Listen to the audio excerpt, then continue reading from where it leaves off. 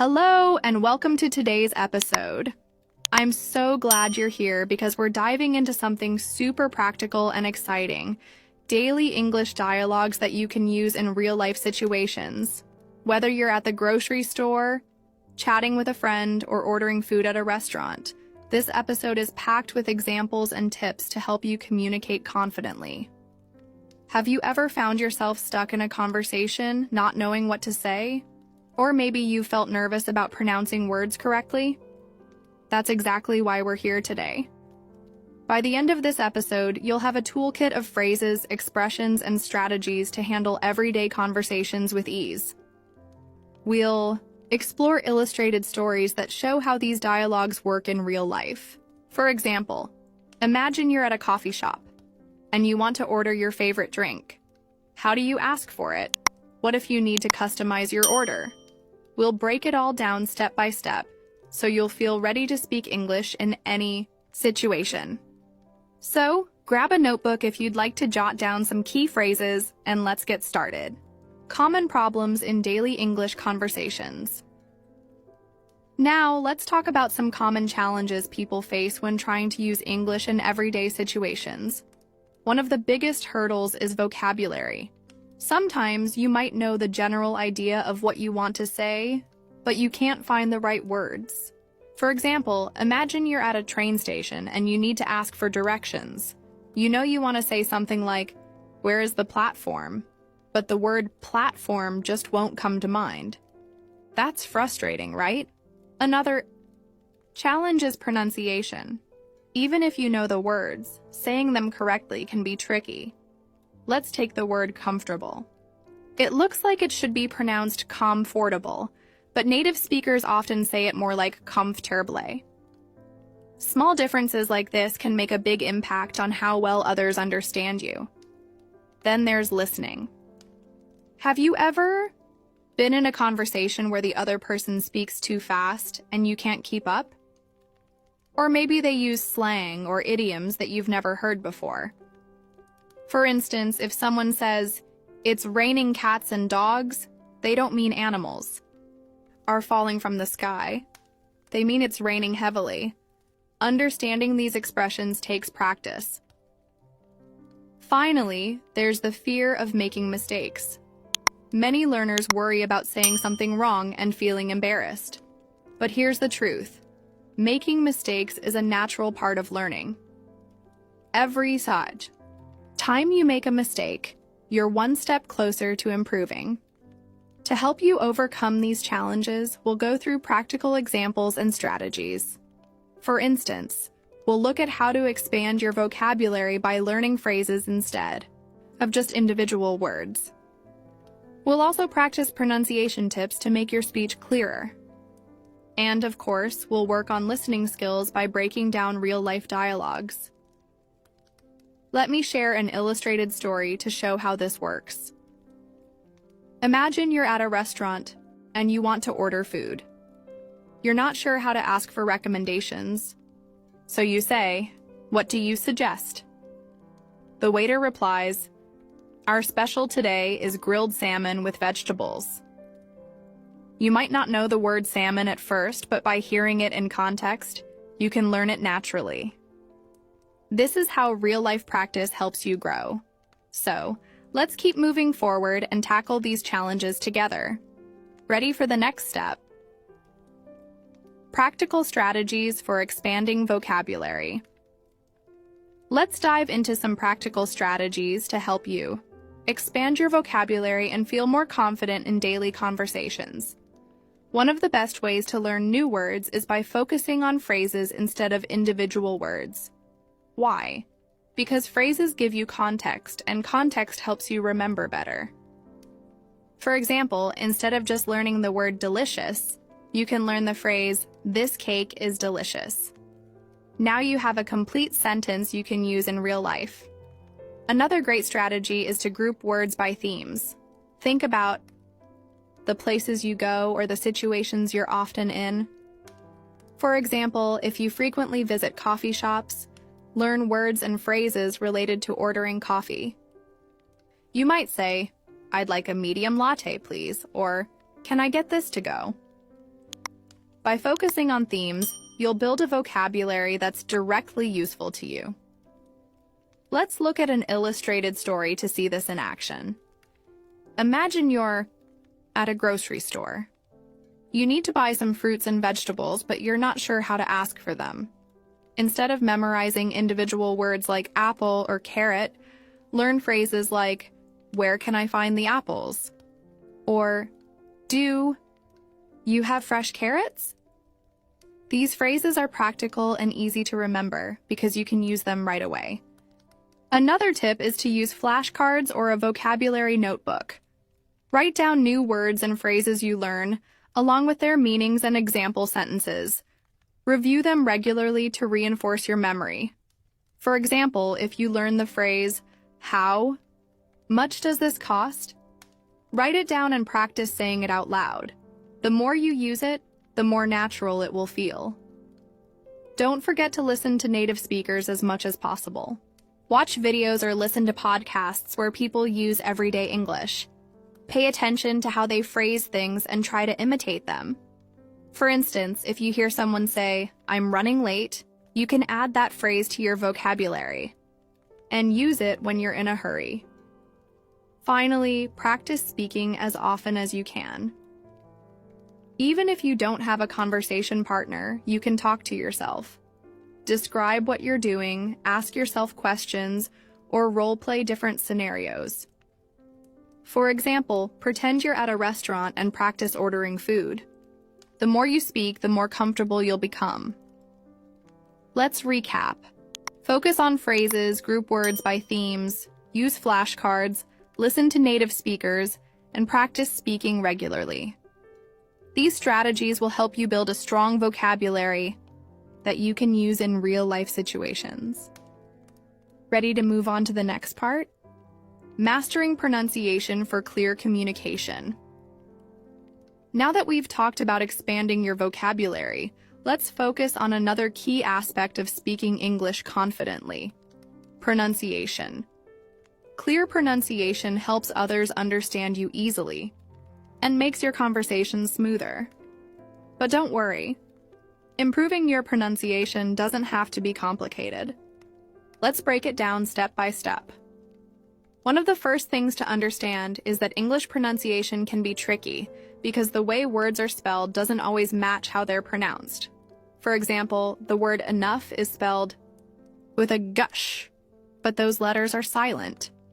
It's pronounced enough. This can be confusing at first, but with practice, you'll get the hang of it. A great way to improve your pronunciation is by listening and repeating. Find videos or podcasts where native speakers talk, and pay close attention to how they say words. Then, try to imitate them.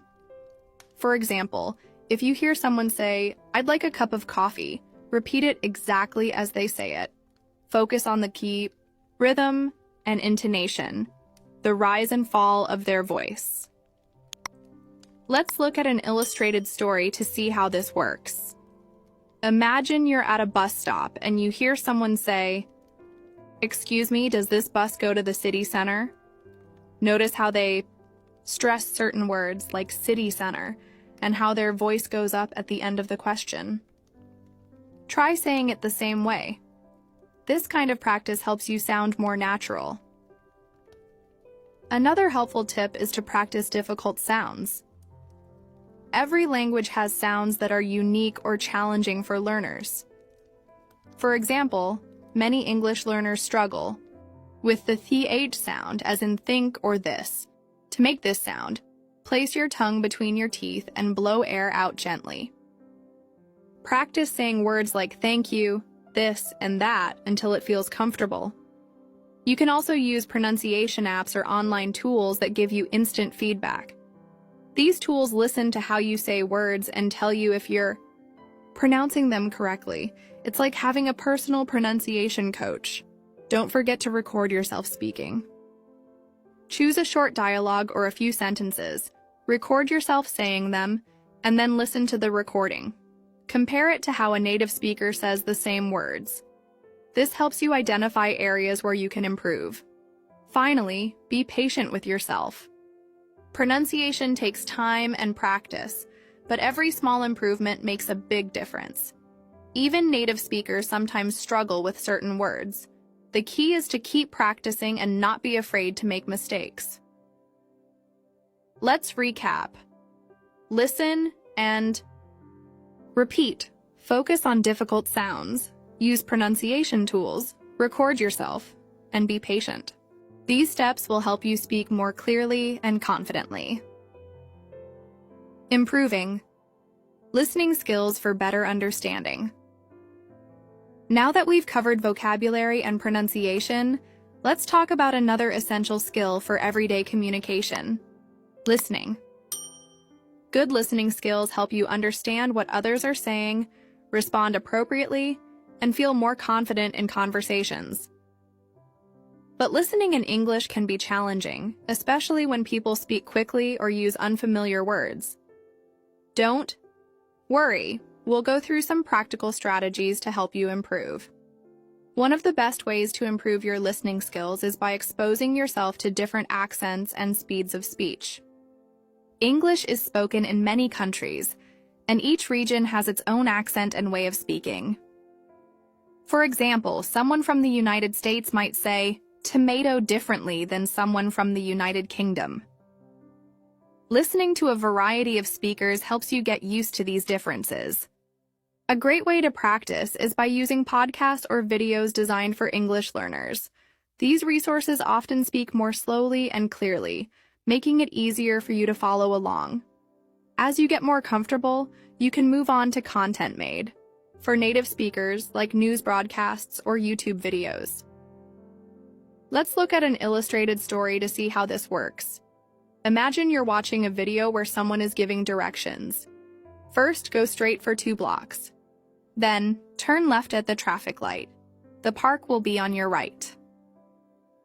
At first, you might only catch a few words, like straight and left. But as you listen again and read the subtitles, you'll start to understand more. This kind of practice helps you build your listening skills over time. Another helpful strategy is to focus on keywords. In any conversation, not every word is equally important. For example, if someone says, "I'm going to the store to buy some milk," the keywords are store and milk. Even if you don't understand every word, you can still get the main idea by focusing on these keywords. You can also practice active listening. This means paying close attention to what the other person is saying and thinking about how you'll respond.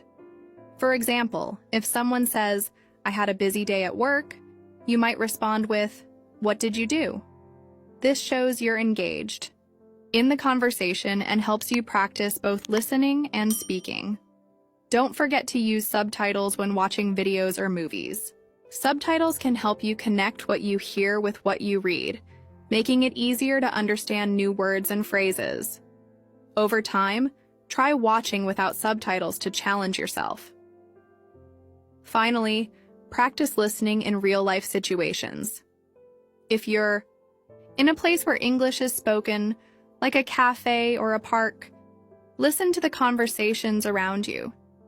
You might hear people ordering food, talking about the weather, or making plans. This kind of practice helps you get used to natural, everyday English. Let's recap. Expose yourself to different accents, use podcasts and videos, focus on keywords, practice active listening, use subtitles, and listen in real-life situations. These strategies will help you become a better listener and feel more confident in conversations. Building confidence in speaking English. Now that we've worked on vocabulary, pronunciation, and listening, let's focus on something equally important: building confidence in speaking English. Many learners feel nervous or shy when it comes to speaking, but the truth is, confidence grows with practice. The more you speak, the more comfortable you'll feel. Let's explore some practical ways to boost your confidence. One of the best ways to build confidence is by starting small. You don't have to have long, complicated conversations right away. Begin with simple phrases and short sentences. For example, practice saying, "Hello, how are you?" or "Can I have a coffee?" please? These small steps help you get used to speaking without feeling overwhelmed. Another great strategy is to practice with a friend or language partner. Find someone who's also learning English or a native speaker who's willing to help. You can have casual conversations about your day, your hobbies, or your favorite foods. The goal is to practice speaking in a relaxed, supportive environment. Let's look at an illustrated story to see how this works. Imagine you're at a language exchange event. You meet someone new and they ask, "What do you like to do in your free time?" You respond, "I like reading books and going for walks." Even if your sentence is simple, the act of speaking helps you build confidence. Over time, you'll feel more comfortable adding details like, "I enjoy reading, mystery novels, and taking long walks in the park." Another tip is to prepare for common situations. Think about the conversations you're likely to have, like ordering food, asking for directions, or introducing yourself. Practice these scenarios ahead of time so you feel ready. For example, if you're traveling, you might practice saying, "Where is the nearest bus stop?" Or, "How much does this cost?" Don't be afraid to make mistakes. Remember, mistakes are a natural part of learning. Every time you make a mistake, you're learning something new. Instead of feeling embarrassed, think of it as a step forward. For example, if you say, "I go to the store yesterday," and someone corrects you to, "I went to the store yesterday," you've just learned the past tense of go. You can also boost your confidence by celebrating small wins. Did you have a successful conversation at the grocery store? That's a win. Did you understand a new phrase in a podcast? Another win. These small victories add up and help you feel more confident over time. Finally, practice speaking regularly. Even if it's just a few minutes a day, consistent practice makes a big difference. You can talk to yourself, describe what you're doing, or even narrate your day. For example, while cooking, you might say, "Now I'm chopping the vegetables. Next, I'll heat the pan." This kind of practice helps you think in English and feel more comfortable speaking. Let's recap. Start small, practice with a friend, prepare for common situations, embrace mistakes, celebrate small wins, and practice regularly. These steps will help you build confidence and feel more comfortable speaking English. Ready to move on to the final part? Putting it all together, real-life practice. We've covered a lot in this episode: expanding your vocabulary, improving your pronunciation, sharpening your listening skills, and building confidence in speaking. Now it's time to put it all together and see how these skills work in real-life situations. Let's walk through a few examples to show how you can apply what you've learned. Imagine you're at a cafe and you want to order a drink. You've practiced the vocabulary. "I'd like a cappuccino, please." You've worked on your pronunciation, so you say it clearly. You've listened to native speakers order coffee, so you know what to expect. And you've built your confidence by practicing this scenario ahead of time. When the barista asks, "What can I get for you?" you respond confidently, "I'd like a cappuccino, please." It's a small moment, but it's a big win. Let's look at another illustrated story. Imagine you're at a train station and you need to ask for directions. You've learned the phrase, "Excuse me, does this train go to the city center?" You've practiced the pronunciation, so you say it clearly. You've listened to similar questions in podcasts, so you know how it should sound. And you've built your confidence by role-playing this situation with a friend. When you ask the question, the person responds, "Yes, it does. The next train leaves in 5 minutes." You understand their answer and feel proud of yourself for navigating the conversation successfully. Another example, you're at a store and you want to buy a shirt. You've learned the vocabulary. Do you have this in a medium size? You've practiced the pronunciation, so you say it clearly. You've listened to shopping dialogues. so you know what to expect. And you've built your confidence by practicing this scenario at home. When the store clerk asks, "Can I help you?" you respond, "Yes. Do you have this in a medium size?" They show you the shirt, and you try it on. Another successful conversation. The key to real-life practice is to start small and gradually take on more challenging situations. Begin with simple interactions, like ordering food or asking for directions. As you gain confidence, try having longer conversations, like talking about your hobbies or making plans with a friend. Remember, every conversation is an opportunity to learn. If you don't understand something, it's okay to ask for clarification. For example, you can say, "Could you repeat that, please?" or "What does that mean?" Most people are happy to help, and asking questions shows that you're eager to learn. Finally, keep practicing regularly. The more you use English in real-life situations, the more natural it will feel. Over time, you'll find yourself speaking more fluently, understanding more easily, and feeling more confident in your abilities. Let's recap. Start with simple interactions, gradually take on more challenging conversations, ask for clarification when needed, and practice regularly. By putting these skills into action, you'll see real progress in your English communication. Thank you for joining me in this episode. I hope you found these tips and strategies helpful. Remember, learning English is a journey, and every step you take brings you closer to your goals. Keep practicing, stay positive, and most importantly, have fun with it.